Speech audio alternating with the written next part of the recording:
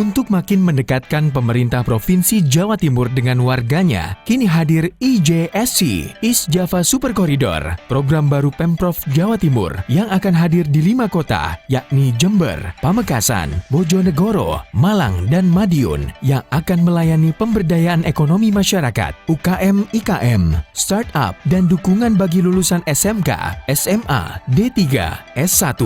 Service Point, perizinan untuk 13 sektor ekonomi, sektor kesehatan, sektor kebinamargaan, sektor sumber daya alam, sektor kelautan dan perikanan, dan sektor pertanian, sektor pendidikan, sektor koperasi, sektor ESDM, sektor IPR, sektor peternakan, sektor ketenaga kerjaan, sektor kehutanan, sektor perhubungan.